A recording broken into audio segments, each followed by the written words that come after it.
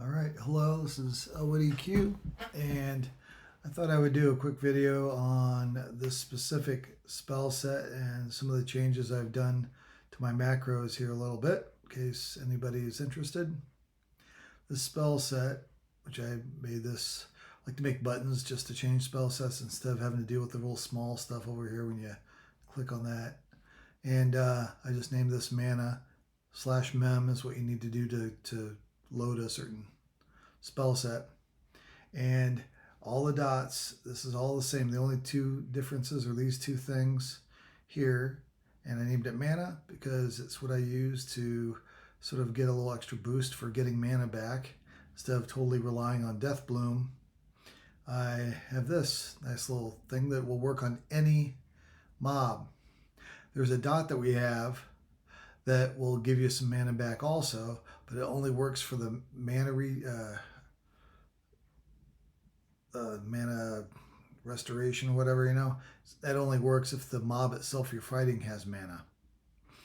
And there's a difference between a mob that has that casts spells and a mob that has abilities or spell-like abilities. So you can have a melee mob that will have an ability that's technically not really a spell. They don't have mana, but it feels like they're a caster because, they're putting something on you don't like, or they have a buff they put on themselves that is a real pain in the rump. So I don't typically like to use that dot very much. Instead of that dot, I just kept in what I call my blood nuke, or this decree for blood, that gives you the really nice boost of damage. Because of the synergy AA, this always gives you something good, and at worst, when it fails, or not fails, but when it gives you the negative part of the chaotic buff, it just evens out with the synergy, so it doesn't do anything really negative to your damage ever. It always gives you some kind of boost. Once in a while I try to get this off my bar to maybe add another dot or something else like that, but time and time again, this thing is just crazy if you don't use it on every spell and every spell lineup you have. Even if you're a grouper or especially a raider, that synergy buff that only works with this nuke gives you a 50% boost to critical damage. That's just awesome, and it's for everybody in your group. So yeah, that's one of the few things Necros have that can benefit everybody. Anyway, so that's that. And then, like I said, this LI buff is the same. Here, how about I do this? There you go. All these dots are the same that I have in every lineup I have. And lately with the Scourge of Eternity, this undead dot, that's in everything I have too. And it's really nice because I think I've showed this. I'm going to show all my macros one by one. You can pause. I have them all labeled. Pretty sure I have them labeled all. Some of the labels, I'll point out if the labels aren't right because of a different spell set I use, but I know what they do. All right, that's the one I use. The snare I always pull with that one there. On 2, I got the pet attack. It's all the stuff I have in that. And this lazy solo one, it's just what I called it. And this does the bones nuke to turn something undead. And then this is the undead dot. And then this right here is sent to Thule to, after that, it slows the target if it's been turned to be undead with this nuke. This nuke doesn't turn it undead all the time. There's a fail rate to it, and it depends on the mob, I'm sure, and everything. But in the Lurian Song mobs, they're magic resistant, but not horribly, terribly magic resistant. So it lands more often than not. Makes them so that this dot does its full damage, and then this slows them. So there's that. Then these right here, 4, 5, and 6 are just all the dots down in a row, one by one, clear down the line. I start with the long ones always, then the mediums, then the shorter ones that have the higher damage per tick. Some of these are just my nicknames for the spells. And you can refer back to when I highlighted, all this for what all the dots are. It's pretty self-explanatory if you have the, you know, if you have the high level dots. And if you're on a different X pack, or you're at a little bit lower level, but you're still in the upper levels, like 110, 115, somewhere in there, these are just named differently, but the same type of line of spells. You'll have them all. They'll just be at a lower damage rate and they'll nothing really changed except for Scourge of Eternity. This is the first time it's really become really useful again.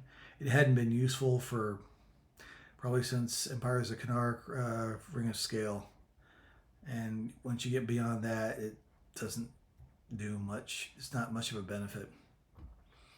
Number 7. I named it Bones Nuke because on my combat spell line, it'll do a Swarm Pet and it'll do the Blood Nuke. But on this mana line, it casts the nuke first, and then it'll cast this mana drain / buff. It gives a recursive buff to me that no matter if the mob is melee or a spell or a caster, it'll always give me mana back. Always. That's why I like using that in this situation. I'll explain the situation I'm in if you're not aware. And then this right here, this is a newer button that I've made that I've decided to throw in here that is very nice. It's got Death Bloom in it, and it's got the AA Swarm Pets in there also. I've organized it like this, and I just have my epic in here just for some funsies. Sometimes he lasts pretty long, but he doesn't really contribute much damage or healing to the group or anything. I just think the pet that comes out looks really cool. So you don't need to have this in there, but these 4 things are a nice little damage boost. This helps with the mana. When you got Death Bloom going along with this spell here, it gives it a nice little boost for your mana regen. So that's nice. Then the pet power, everybody, that's played pet classes, they know how important it is to use those when you're fighting a rare. And this DPS, so I hit the pet power, and then I hit the DPS one. DPS has, this makes your casting go faster on your dots. And then the other ones you should know. This is the robe, current robe I have for the item to click on that. Of all of these, the most important AA, in my opinion, is the twin cast one. When you twin cast every dot, it is an incredible boost in damage. And especially if the Blood Nuke, if your chaotic power goes off for that bonus, it has that with the synergy. The synergy with the Blood Nuke combined with the twin cast AA is the closest thing. This is how Necros can basically do group level damage solo. It's crazy amount of damage. And as much as I think it'd be kind of fun to play maybe a Beast Lord or a Ranger or almost any other class, I keep going back to this Necro because any kind of things I figure out for some other classes to solo, it never compares to the Necro. Mage doesn't compare to the Necro for the damage and the survivability that you can just pump out. Mages, when you get full AAs, I'm sure they can do some really good damage, but still, Necros are a bit above them, and you're so versatile. You got the FD, you can slow mobs to compensate for your pets being slightly less brittle or slightly less tanky than the mage pets. That's just my opinion though. And so anyway, that was that. This is my FD thing. I've showed that before. That's the same. Right here, I've stopped taking food and drink off of the stuff I kill. So I added in my forage, added this back in. So I automatically forage, and then I have 2 auto inventories because I have all the AAs max. So sometimes I'll forage 2 things. So it makes sure that I inventory, I loot everything I forage just with 1 button click. And for my undead invisibility, I got it set up the same. All the invisibility spells that Necro has for itself are instant cast. So It's a nice thing about their snare too. You know, this is instant cast. You can do it on the run.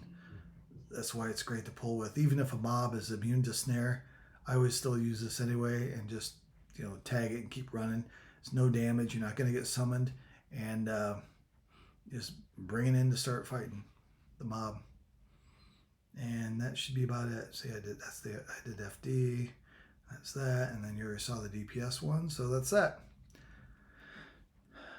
So I'll let you see the mana line in action, and I just have a healer merc up. Sometimes I don't play with the healer merc. Sometimes I do. I just feel like playing with the healer merc. So okay, I pulled it and I set my pet in. I'm hit number 3. There, it's undead. It's doing the undead dot, and then it just slowed it. Now I'm starting in on my dots, all the dots I throw on. There, again, there's a look at the undead slow that ends up going on.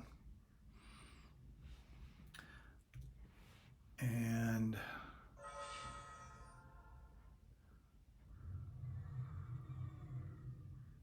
this is the grip here. I'm going to show it.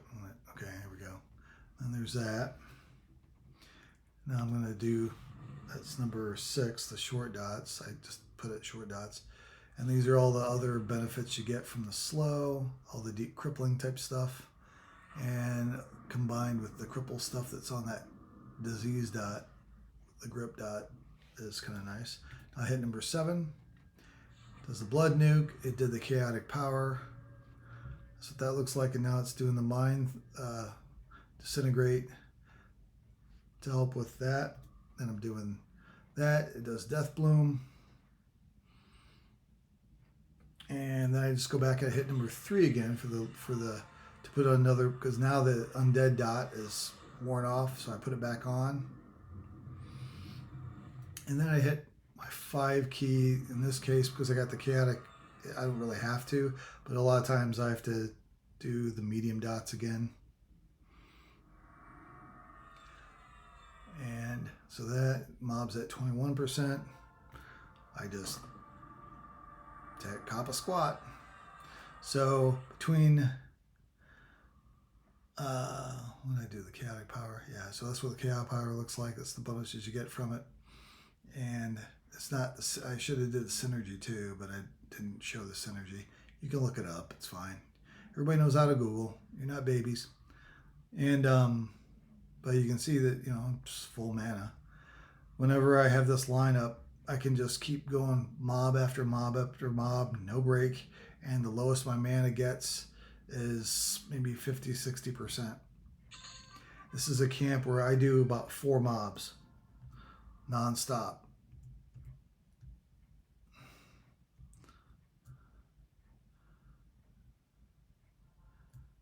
So I'm gonna do this, and oh no, see, everybody's coming. No, oh no, what am I gonna do? Plop, and they're gone.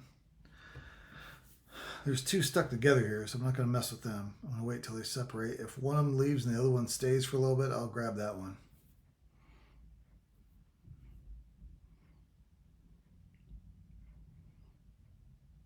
Looks like that might be what's going to happen. Oh, great. He's going backwards.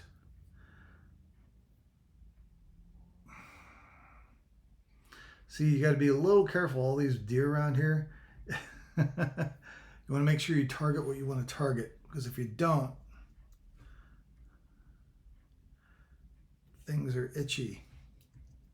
See if I can get this guy. Uh-oh. Nope. See, no problem. Put the debuff on him.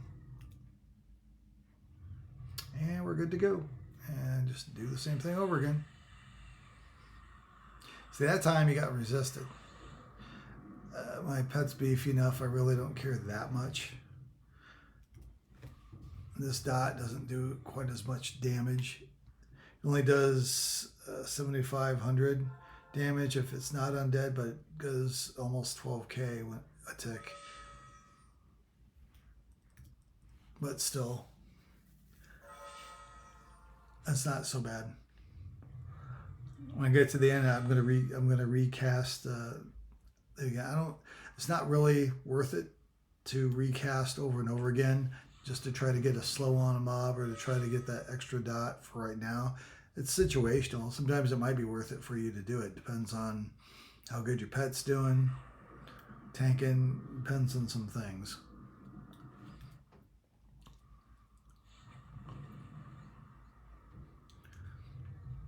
And there's the Mind Disintegrate. And now this is going to cast Wake the Dead along with one of the other AA Swarm pets. And nuke it. Okay, it's undead now, so it's going to give the extra buff on it. And it's going to slow the mob. I'll go ahead and throw my medium dots on just for good measure. It's like I did last time.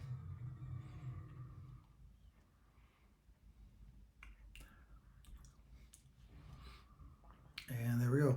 And I set. For some reason, I don't get enough crits on the dots here and there. Sometimes I might have to add an extra blood nuke at the end after I throw those medium dots on, but it's not a big deal.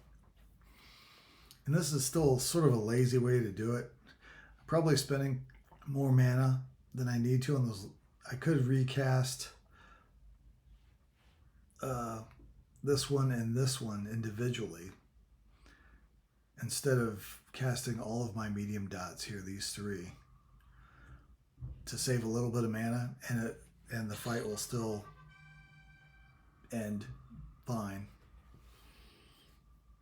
Here you go. Now these fights are probably a little longer maybe than some people want their fights to have. I don't know. I've never cared about how fast something dies for the most part. I just want it to die with me living and my pet living, and as efficiently as I can. It's sort of an older school way of thinking, but that's how I like to play. And I solo 90% of the time, so all it really matters is how I like. So anyway, so there you go. If anybody out there plays a Necro or has played a Necro in EverQuest Live, and they're on a normal server, well, really any up-to-date server with the most current X packs and stuff,